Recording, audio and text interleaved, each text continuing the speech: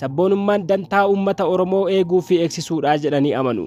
Sabboontonni ilaalcha Oromummaa irratti hundaa'u ilaalcha Itoophiyummaa waliin wal dura dhaabbatu. Namoonni miila tokkoon mooraa Itoophiyaa keessa dhaabbatanii miila tokkoon mooraa Oromummaa keessa dhaabbatan qabsoo Oromoo akkuma bara 2018 sana gara dabarsuu danda'u jedhanii yaaddoo qabu. Namoonni akkasii qabsoo Oromoo karaarraa maqsuuf carraa kan argatan jaarmiyaaleen qabsoo bilisummaa Oromoo cimuu dadhabuu isaaniitii jedhanii amanu. Bara 2018 namoonni qabsoo Oromoo karaarraa maqsanii OPDOtti kennan Jawaar Mohaammed dabalatee namoota jaarmiyaatti namannedha. Profeesar Asaffaan waltajjii Jawaar qoodarraa fudhate irratti hanqina Jawaar fa'uuman ifatti itti himaniiru. Dogoggora yeroo sanaarraa baratamuu akka qabus akeekkachiisan. Jaarmiyaaleen bilisummaa Oromoo qabsoo Oromoo kallattii tokko qabsiisanii qabsicha itti fufsiisuun dirqama isaanii ta'uus hubachiisan. Namni jaarmiyaa malee deemuu qabsoo Oromoo kuffiisaa jedhu Profeesar Asaffaan.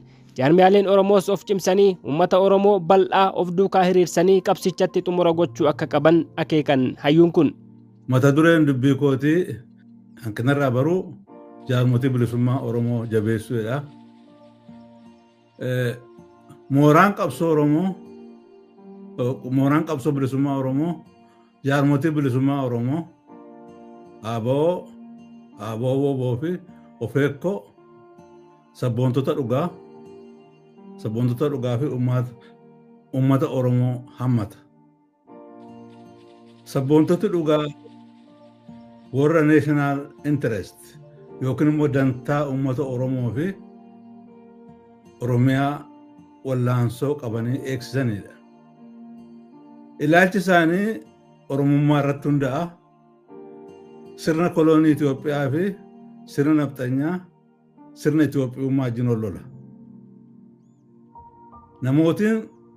Namootii fi gartuu miila tokkoon Oromummaa keessa dhaabbatanii miila biraan Itoophiyummaa keessa dhaabbatan baay'ee na yaaddeessaa.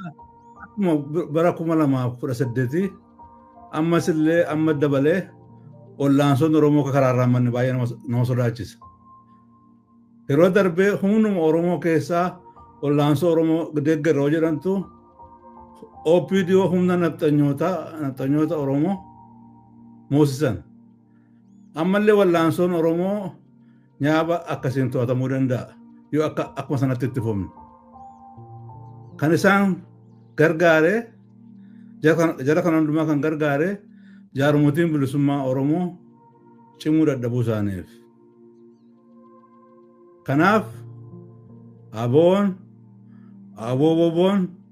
OFECO'n akka sabboontotaa fi uummata Oromoo gara tokkotti luucessanii wallaansoo finiinsuun dirqamatu irraa eegama. Maaliif yoo jettan namni jaarmaa malee deemu? Namni akka jaallatetti gadi ba'ee waan fedhe ari'u wallaansoo Oromoon kuffisa. Uummati tokko wallaansoo qabu yoo markaba yookiis immoo doonii sana namni geggeessu irra hin jiraanne akkuma qilleensi doonii bishaan irra oofu ta'a wallaansoon sun. Kanaaf wallaansoon Oromoo yeroo nani ABO OFECO jedhu jarri dadhabina hin qaban jechuu koo miti. Jarri illee baay'ee of fooyyessuu qaba jedhanii amanan. Yoo dhuguma moo barbaanne jaarmaa cimaadhaan jaarmaa nafxanyaa haaraa amma irratti hundeeffame kana isa caallee argamne malee moo hin dandeenye. Kanaaf jaarmotiin kun gaaffii of gaafatanii akkamittiin of fooyyessina inni of gaafachuu qabu. Maaliif yoo jettanii uummata Oromoo gara caalu of duukaa diriirsanii wallaansoo kana akka barbaachisetti geggeessuu hin dandeenye. Wallaansoon Oromoo kan inni iddoo ga'u uummati Oromoo baay'een duukaa tocho'ee duukaa dhaabbatee wallaansoo qabe qofaadha. Kanaaf wallaansoo kana jabeessuuf jaarmotiin sadan maqaa dha'e kuni wallaansoo jabanaa karaa teknooloojii, karaa miidiyaa, karaa neetwoorkii ijaaruudhaan uummata Oromoo harka wal qabachiisanii alaaf biyya keessaa baadiyyaaf magaala keessaa ol duukaa diriirsanii irratti hojjechuun dirqama.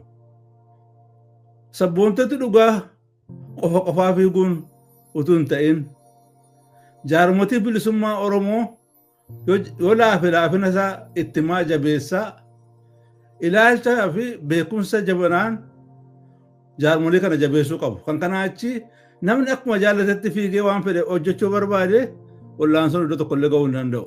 Hayyoonni Oromoo baay'een isaanii qabsoo hidhannoo ni jibbu ni balaaleffatu. Waltajjii kanarrattis namoota qabsoo hidhannoo jibbanii fi kanneen qabsoo hidhannoo deeggarantu wal ga'e.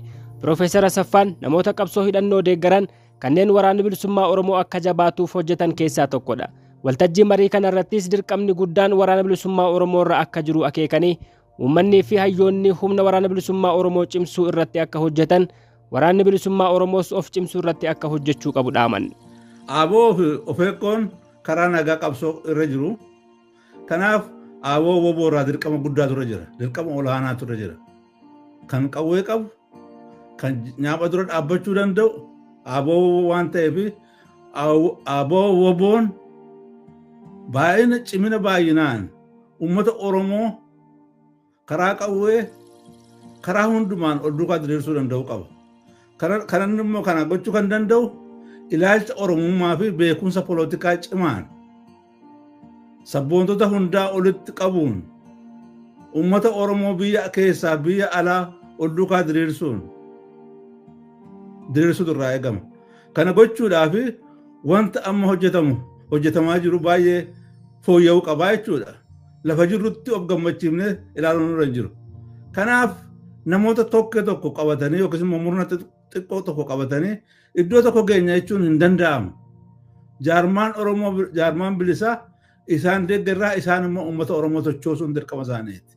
Kanaaf humni Oromoo baay'een kakaasuu fi ijaaruun barbaachisaadha. Sadarkaa tokkoffaa dabnee hojii jabeessuu qabna ammaa kaafne hundi keenya dirqamatu nurra jira. Nuti dirqama guddaa nurra jira hundi keenya. Murtoo ciccimaa dabarsuun dirqama fudhachuun hojii irratti bobba'uu qabna. Akka uummati Oromoo bilisa obbaasuuf karaa danda'ame wajjin mari'achuu qabna. Nuti bilisa si baasa jennee nuti uummata kanaaf beekannee dura fiinnee waan tantaan hojjechuu caalaa uummanni kun tocho'ee bilisummaan kun kan keenyaa jedhee akka inni gochuu danda'u qabna. Kun hojii salphaa miti, hojii cimaadha. Kanaafuu jaarmotii sana gargaaru, jaarmotiin maqaa isaanii gargaaruun barbaachisaa ta'ee keessumaa immoo aboo woboo gargaaruun dirqama guddaadha, barbaachisaadha. Sadarkaa lammaffaa irratti jaarmotiin bilisummaa sabboontoti dhugaa uummati Oromoo marii biyyoolessaa Oromoo ammaa kaasee calqabutu irra jira. Gaafa moone qofaa jechuun irra jiru. Abiyyi booddee jechuun irra jiru. Ammaa kaasnee abiyyiin kuffisuuf abiyyi booddees waan hojjennu irratti hojjechuu qabna jechuudha. Profeesar Asaffaan waa'ee jaarmiyaa jabaa qabaachuu irra deddeebiidhaan kaasu. Dabalataanis ilaalcha qulqullaa'aa qabaachuunis barbaachisaa akka ta'e himu. Uummanni jaarmiyaa